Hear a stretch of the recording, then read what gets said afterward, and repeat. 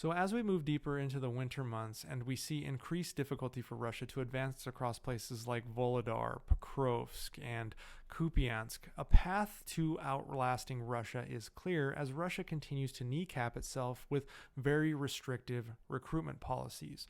Russia is taking heavy losses in its push to gain ground near Donetsk, heading towards Pokrovsk, and it's putting a strain on not just its military efforts but also the long-term health of its economy. According to the UK Ministry of Defense, Russian troop casualties hit a record high in November of 2024 with an average of 1,523 losses per day. On November 28th, Russia reportedly suffered over 2,000 casualties in a single day for the first time ever in this war.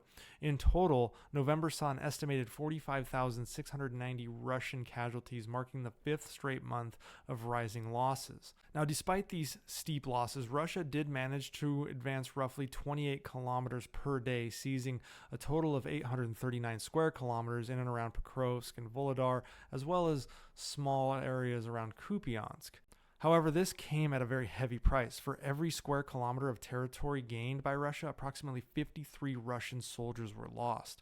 When you scale that to the size of Ukraine, Russia would theoretically lose around 10 million casualties to take just half of the country.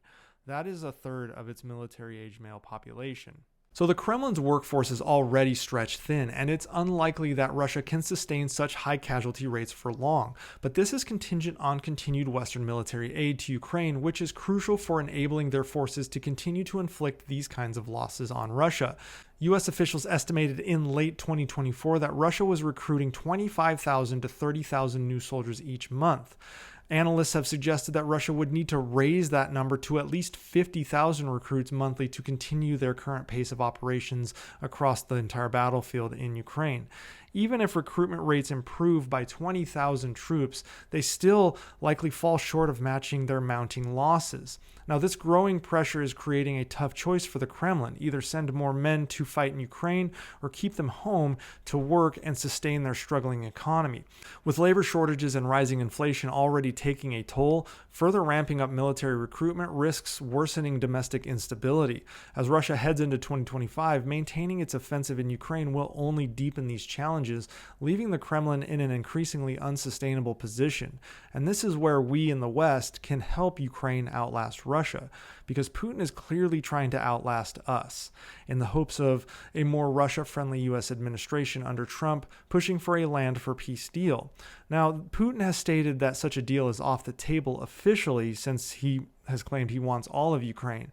But such a radioactive land for peace deal would be considered a victory by the Kremlin and a reward for Putin, while undermining the global rules-based order that has been upheld for over 70 years. An order that maintains larger countries cannot and should not be allowed to take territory from weaker countries simply because they can. So it is critical for the United States and the West to ensure that Ukraine can continue to inflict the casualty rates that they have been on Russia in an effort to force them to stop this war.